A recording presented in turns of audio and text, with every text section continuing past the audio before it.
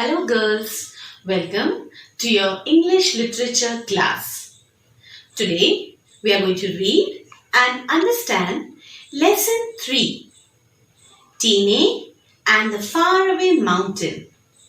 This story is a true and adventurous story about a girl named Tine Meena from Arunachal Pradesh, India. Children, the story is written by Shikha Tripathi. So, watch this video carefully. Before we begin with the reading and explanation of this lesson, let me introduce you all to the author Shikha Tripathi. This is Shikha Tripathi. She is one of India's most well-known travel writers. She writes about her travels to little-known places, the adventures she has had, and the people she meets there. So, children, open page number 25. Lesson 3, Tine and the Faraway Mountain. Let's read and understand this lesson. In Italy, in the Mishmi hills of Arunachal Pradesh, young Tine Meena heard a wondrous call from the mountains in the distance. She was drawn to it, a sound only she could hear. Children, wondrous means wonderful or almost magical. Drawn to it means very interested in it. So, in Italy, in the Mishmi hills of Arunachal Pradesh, young Tine Meena could hear wonderful calls from the faraway mountains. She was very interested in those sounds that only she could hear. She heard it while she climbed trees. She heard it when she ran through the jungle. She heard it when she spent long days lying under the sun. Whooshu, the sound went whooshu. Ah, Tine would smile. What a wonderful life! So she could hear the sound whooshu whooshu every time while she climbed trees, ran through jungles, or spent days lying under the sun. And she would smile whenever she heard the sound whooshu whooshu. Children, whooshu was actually the sound of breeze. But one day her family moved out of Italy to the closest big town, Roing. Tine's world turned upside down. Children, Tine's world turned upside down means her life changed completely and she was upset. So, what happened? One day, her family decided to move out of Italy to the closest big town, Rouen. Tina was very unhappy as she loved the jungle and especially the wondrous whooshu sound that she could hear. There was a school in Rouen, but the whooshu had been louder in Italy. Tine wanted to return to her mountains again. So she trudged to school every day for 10 years, glancing wistfully at the mountains in the horizon. When she finally finished her schooling, Tine immediately applied to be a porter for army expeditions in the mountains. She would have to carry heavy loads and march over long distances. But women were not allowed to be porters in those days. So there was a school in rowing. Children, trudged means walked with slow and heavy steps because she did not want to do something. Wistfully means with great longing. Porter means a person who carries luggage and other heavy loads. Expeditions means journeys by a group of people, usually for a particular purpose.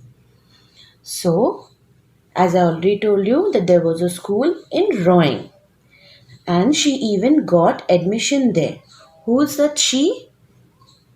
Tine. But the whooshu sound was louder in Italy, as the mountains were close in Italy.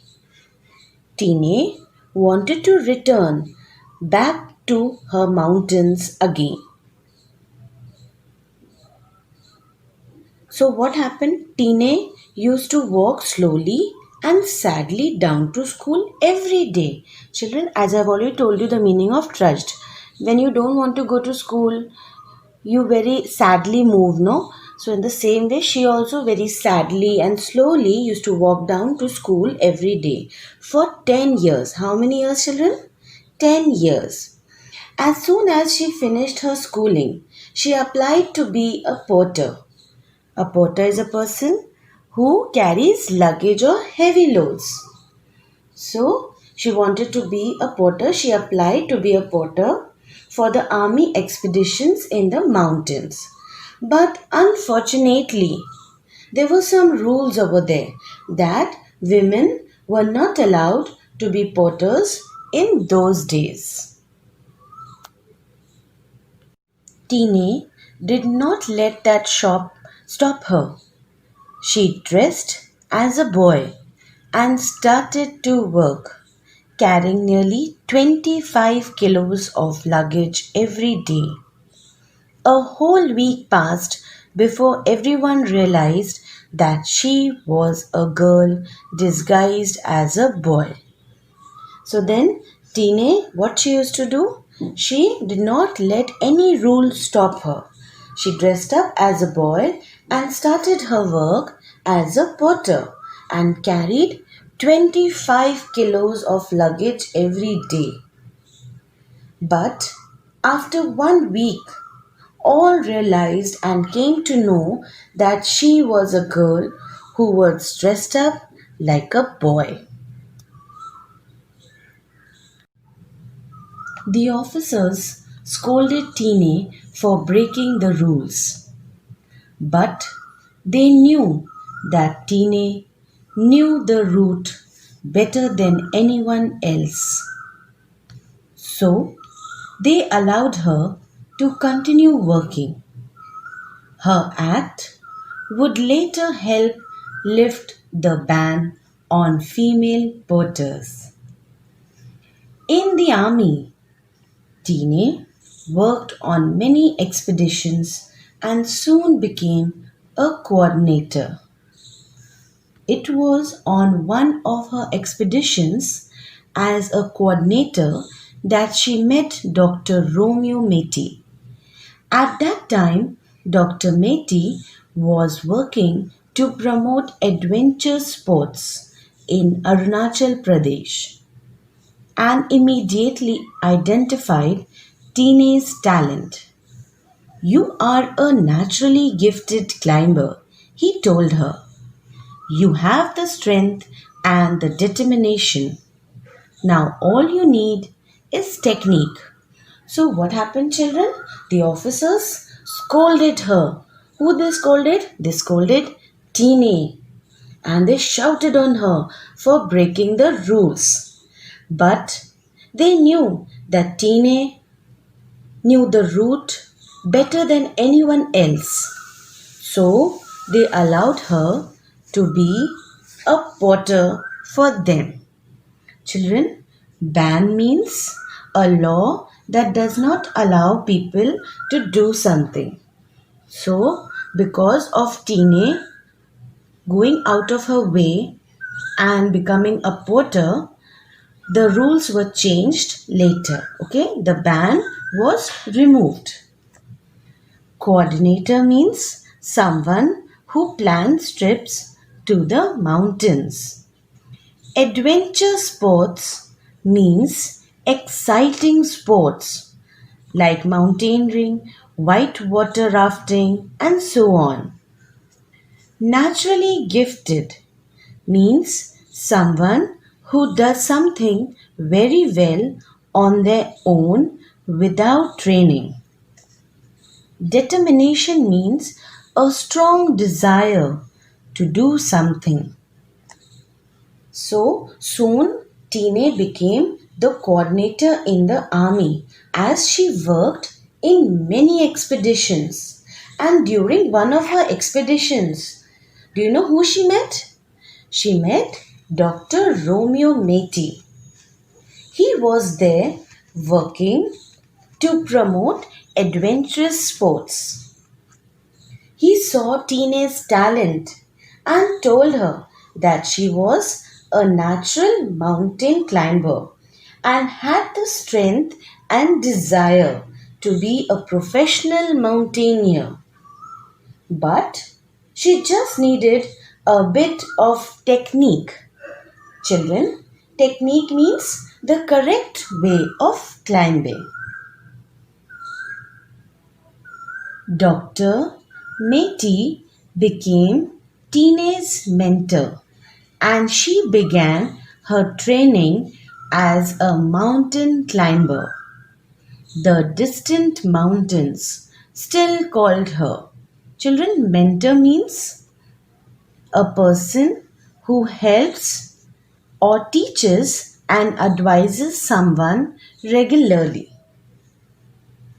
So Dr. Meti, he became Tine's mentor and taught her how to climb the mountains correctly.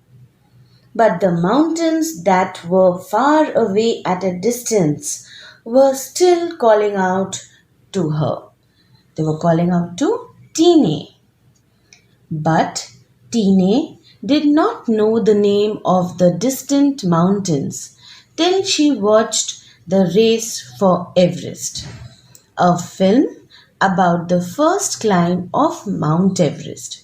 Wushu became a roar now, and climbing Mount Everest became her dream. So, Tine, she never knew the name of that distant mountain till the time she watched the movie The Race for Everest. It was about the first climb of Mount Everest. And that wushu was the sound coming from Mount Everest. Children, you all know Mount Everest now? And now it became her dream to climb Mount Everest. That is the highest mountain. So, climbing Mount Everest became Tine's dream. After months of preparations, Tine finally reached the Everest base camp in Nepal. It was bitterly cold and the air was thin. Tine trained there for a few days to get accustomed to the harsh weather and then began her climb. The climb was difficult. Children, base camp means a safe camp area, usually at the foot of a mountain. People start climbing the mountain from this point. Okay? Air was thin means there wasn't enough air there to breathe properly because of the height of the mountain. Accustomed to means used to. So, after months of hard work and preparations, Tine reached the base camp in Nepal. That is from where she had to start climbing the mountain. It was very cold there and even not enough of air to breathe. properly. So, for a few days, Tine underwent a training to get used to the harsh weather, that is, the bad weather, and then began her climb. But the climb was very difficult. Now, the next page. It was divided into four sections so that the climbers could take rest at different camping points while journeying to the top of the mountain. But by the time Tine and her companion Chering Sherpa reached the second camp, the weather had grown worse. Do you want to go ahead? Chering asked. So, their climb to Mount Everest was divided into four sections. How many sections, children? Four sections. So that they could take rest at different camping points while heading towards the mountains. But as Tine and her companion, Chering Sherpa, reached the second camp, the weather became worse, that is, very bad. Children, companion means a person with whom you spend a lot of time. So, then Chering asked Tine that would you want to continue your climb? Let's see what Tine replied. I don't think I will get another chance to do this. Tine replied. She could hear the musical whooshu growing louder and louder. It almost hypnotized her. Tine and Chering somehow managed to reach their final camp. Just as they were about to take rest, the stormy wind blew their tent and supplies away. Hypnotized means affected her like a magic spell. Supplies means things like food, torches, first aid kit, and so on that is carried by a mountaineer to help them survive on their journey. So, Tine, then she replied, she said that she would not get another chance to climb the Mount Everest. Now she could hear the whooshu sound more clearly and more loudly than before. The whooshu sound was music to her ears and almost hypnotized her, means affected her like a magic spell. Anyhow, they managed to reach their final camp, and as they were going to rest, the storm blew away their tents and food supplies. They had to spend the night in one borrowed tent, and when they set off for the final climb the next day, all Tine and Chering had was a packet of noodles. Let's share half of it, Chering suggested. Tine nodded her head, smiling determinedly. If we make it alive, we will eat the other half. So then they had to spend their night in one borrowed tent and had only one packet of noodles with them. How many packets of noodles? Only one packet. So Chering suggested Tine that let's share half of the noodles packet before we set off for the final climb. Tine nodded her head, means she shook her head and said yes. And the other half we will eat when we finish our climb and return alive. The higher they climbed, the stronger the wind grew For every 2 steps they took, it sent them reeling back a step. It shrieked and howled, whispering dread into their ears and urging them to return. But Tine could only hear the magical tune of wushu. So they pushed ahead fearlessly and continued to climb to the top. Reeling back means, children, moving backwards very unsteadily, as if someone is pushing you. Dread means great fear and uncertainty about what could happen. Urging means trying to persuade or make someone do something. Okay? So they finally set off to the highest mountain. The higher they climbed, the stronger the wind blew. If they took one step ahead, the wind sent them reeling back one step back.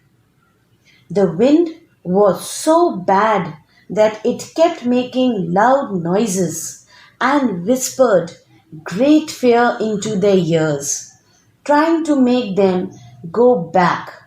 But Tine, she was very strong. She could not hear anything. She pretended that she couldn't hear anything and only heard the magical sound of wushu. So, children, and she continued to push ahead, and finally she reached to the top. Finally, at 10:45 a.m. on 9th May 2011, teenage efforts were rewarded. She summited Mount Everest, the highest mountain in the world. The first woman from the northeast of India to have done so.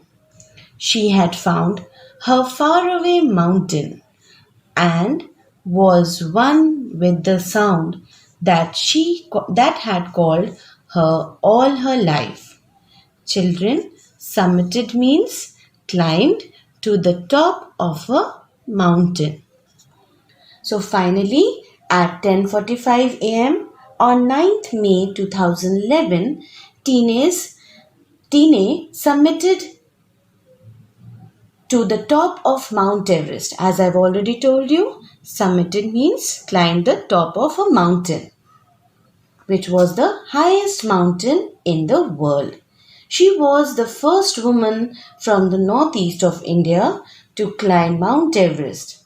And finally, she had found her faraway mountain and was with the sound that she heard all her life.